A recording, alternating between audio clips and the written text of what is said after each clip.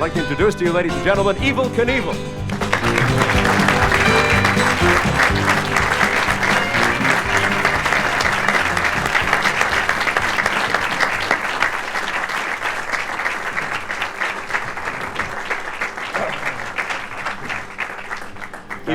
Thank you.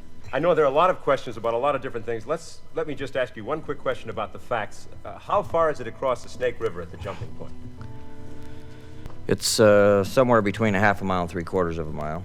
It's a big canyon. It's a long way across, a long way down. What kind of a vehicle are you going to use to go across that half, 3/4 or a mile?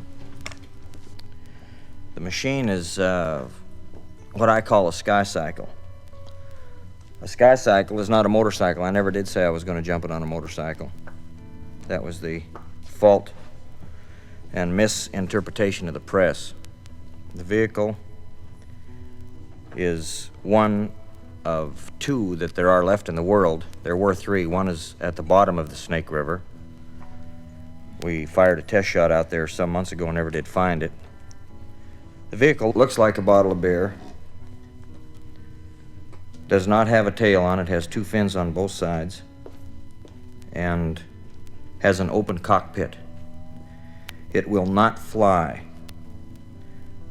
If anybody thinks it will, I'll give $1 million to any United Airlines or TWA pilot can get in and fly across that canyon. It's strictly a rocket, and it puts out 5,000 pounds of thrust, 15,000 pounds of jet horsepower, and 3,000 pounds of total impulse. It'll run 108 feet in less than 2 seconds from a dead stop and will reach a speed of 150, 160 miles an hour. It'll run 200 yards in something like 6.5 or 7 seconds and reach a speed of 350 miles an hour. And what it does is put reverse G-force on me.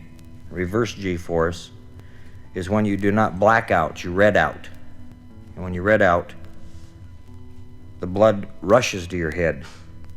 You don't black out to where it leaves your head and then puts you unconscious. When you red out, you hemorrhage a slight bit at 5.5 or 5 G's, is what I'm going to have. There's a positive G-force and a negative G-force. There's a red out and a blackout. In this thing, I'll red out. I won't black out because I'll have the reverse G-force. I'm going to wear a G-suit when I jump that canyon. And, of course, I'll have a helmet on. I will not wear a parachute. That's as the plans are today. I won't wear a parachute. The vehicle itself, the X2, will have a parachute on it. And 18 seconds after I'm fired, that parachute will open. If that fails, the timing device, the 18-second timing device, after it tips nose down and starts down, there's an arm that's supposed to trip and open it. If that fails, then I have a trigger release that I can pull if I'm conscious. So what we have is a backup system for a backup system for a backup system for the parachute system. And then I have 2 backup systems of my own besides those 3 that I just mentioned to you that I'm putting in the thing that the engineers know nothing about. The 4th backup system is the Lord's Prayer, and the 5th one is when I spit at the canyon wall face to face if the parachute systems don't open. So that's about the extent of the canyon jump. Knievel's spills and many injuries are legendary. A frequent question asked of him is how many times he's been injured and how many bones he's broken.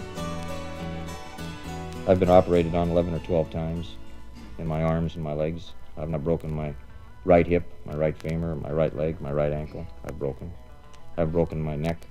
I haven't broken my right arm.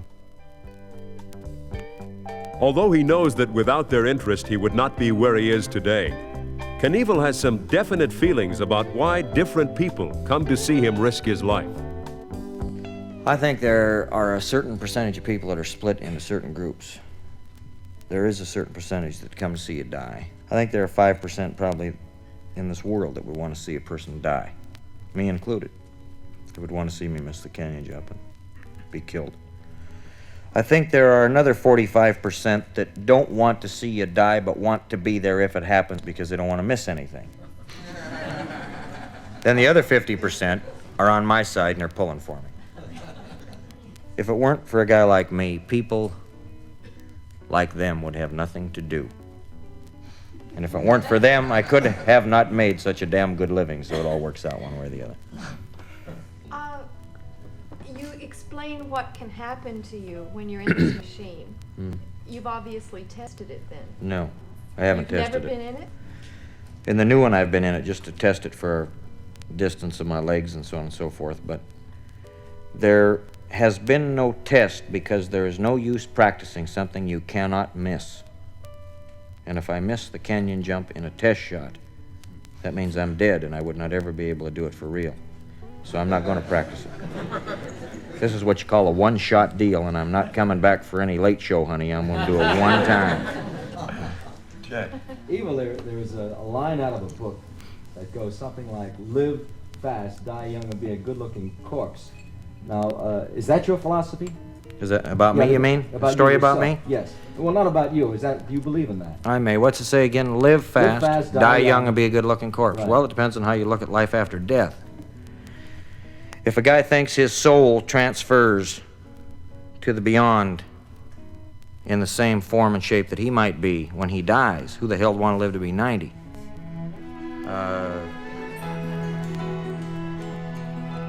Evel Knievel is basically a religious man.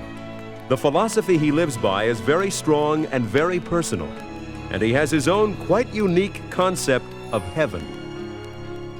I want to go to a heaven as a young man in the prime of my life where there is a motorcycle jump I can make every day and never miss, a golf course that I can par every day, get a few birdies on, and not misread putts, where there are a lot of good-looking broads, no state tax, and no federal tax, and no politicians. Evel talks about why he chose the Snake River Canyon to make this historic jump. Well, the Snake River I didn't pick, actually. I wanted to jump the Grand Canyon. And I did go through a legitimate attorney in seeking permission from the United States Department of Interior to jump the Grand Canyon. I received a letter from the Secretary of Interior's office, and that quote, obviously those of us who have readier plans to jump the Grand Canyon do not share your enthusiasm. However, you have our best wishes for success in your undertaking. I thought the word undertaking was a damn poor choice of words for me. So, naturally, upon receiving that letter from the United States Department of Interior, which I have in my possession, I went all over this country shooting my trap off saying I was going to jump that canyon. I had a letter of commitment from them. I proceeded to hire a contractor in Arizona to build the ramp, to build the parking area, to build the concessions. And Mr. Udall all of a sudden found out I was serious, and he sent me another letter that stated, obviously, we thought the jump would be spectacular, but because it's going to be held on public land, we don't feel that it's in the best of public interest, and I'm withdrawing the permission. So, rather than cry over deep canyons and rivers, I went to Idaho. I had been across the Snake River many times, since it was only 600 miles from my home. And I went there, and under the name of Robert Craig Knievel, I purchased several hundred acres on the edge of that Snake River Canyon.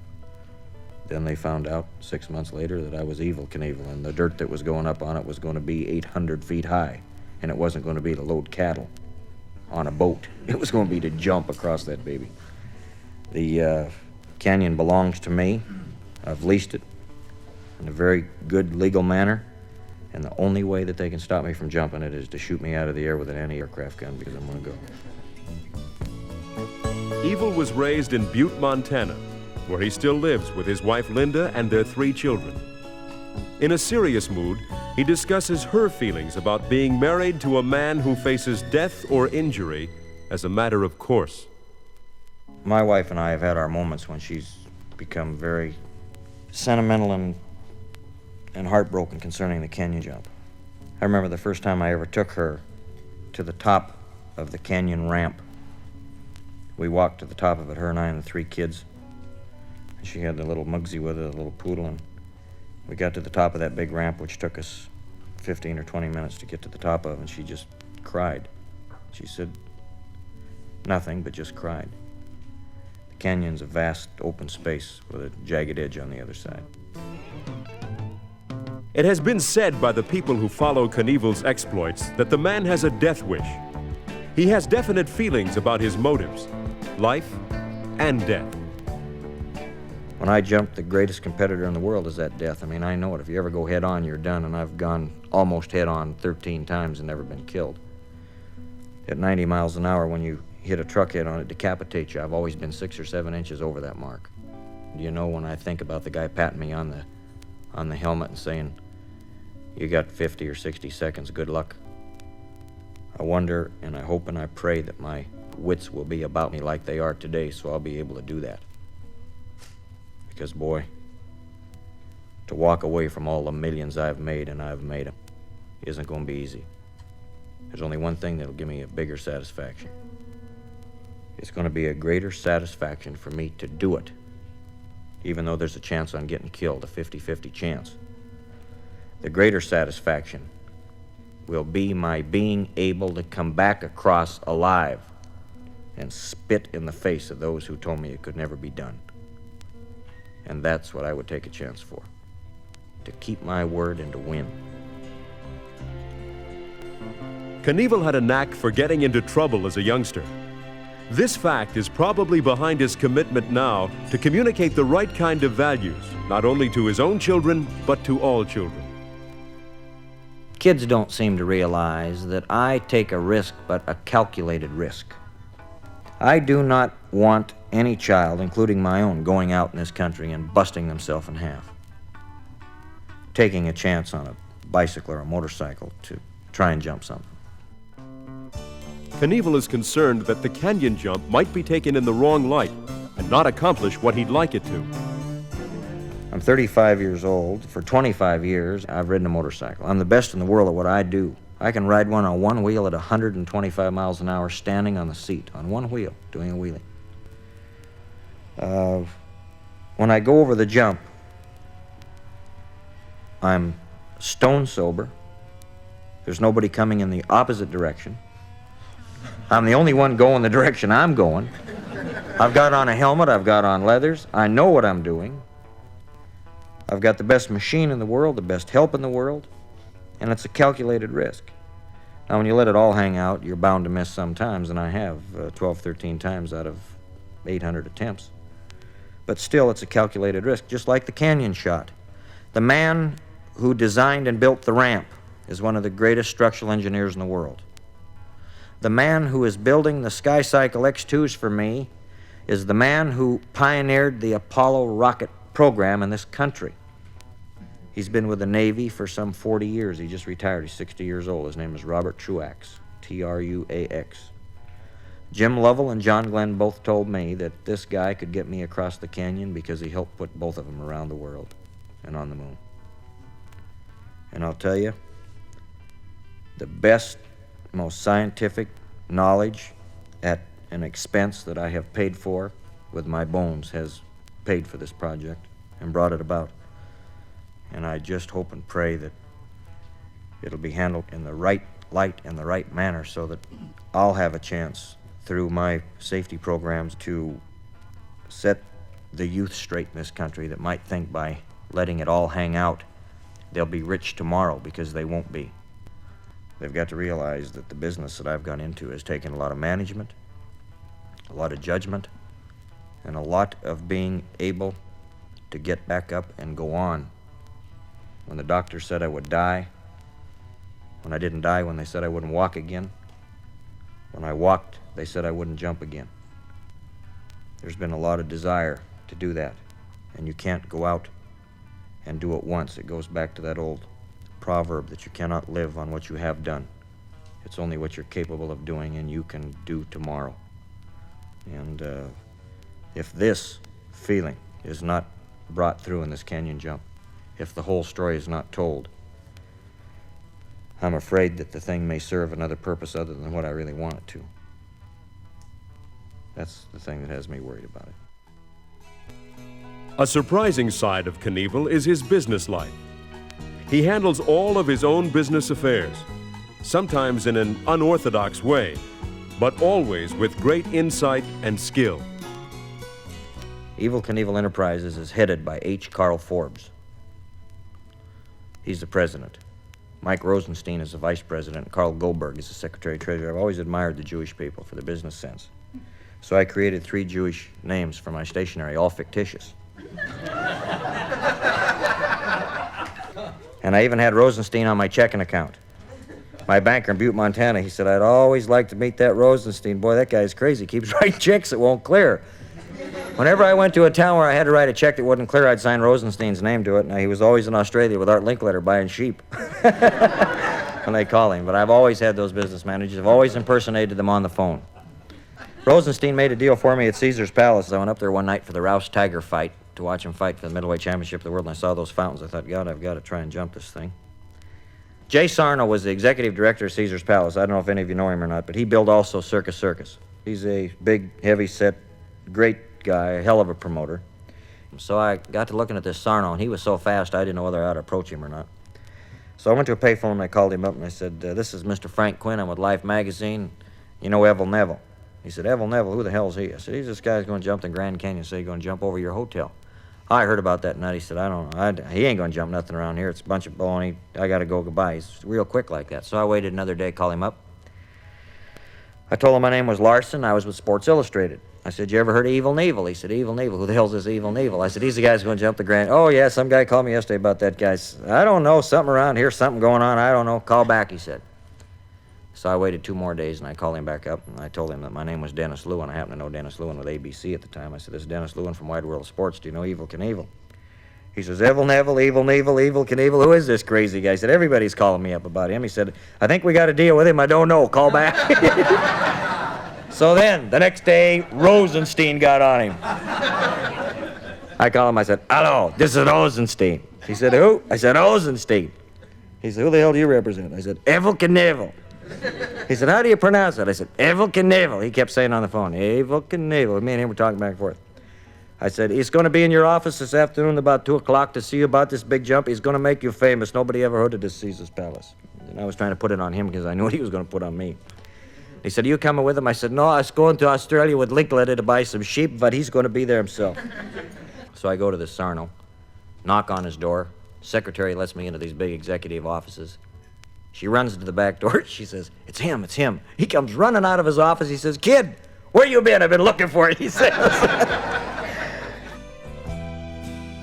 One of the most spectacular and publicized stunts Evel Knievel has ever done was that near-fatal jump over the fountains at Caesar's Palace in Las Vegas. You know, that was a hell of a good jump I made, too. I didn't like the landing part of it. It kind of fouled me up a little bit, but the jump itself was 150 feet, which is clear across a football field. I mean, I went all the way across halfways through the air. And when I landed, there was such impact, it just tore the handlebars right out of my hands, and then, of course, I went over on the pavement. And I bounced, I think, for 120 feet through that parking lot, hit a fence that separates the dunes from Caesar's Palace, went over the top of it, and the motorcycle caught on fire. And I had a lot of brakes. If I hadn't had a helmet on, I'd have been killed. I took it off, and I knew my pelvis and my hips were broke because I couldn't move them. And I didn't go unconscious until I was put in the hospital, and then I was probably unconscious for 14 days. I'm lucky I lived through that. It was a terrible accident. Every time I look at it, it kind of gives me the willies. The only thing that really burnt me up about it was when I bounced into the dunes, the least they could have done was paid me for making an appearance. They're the cheapest bastards in the world. No class at all. To his fans, Evel may be a sort of Superman. But prior to each jump, in the privacy of his dressing room, he calls upon his deepest emotions. I don't want to get hurt. Needless to say, if you could be with me when I'm alone, and I have to be alone to get my thoughts about me, in my dressing room before I have to go out. It's really a period of time and terror for me.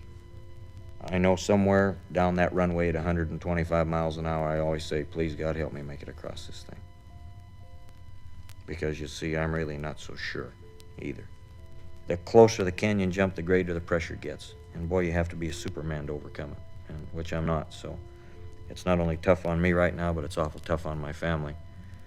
And I know when that day comes that I have to spend those few minutes or hours alone with them, trying to get my boys ready, my little daughter ready, and most of all, my wife ready for the next day, when I might not wake up and see the sunshine. Is going to be one of the toughest days of my life.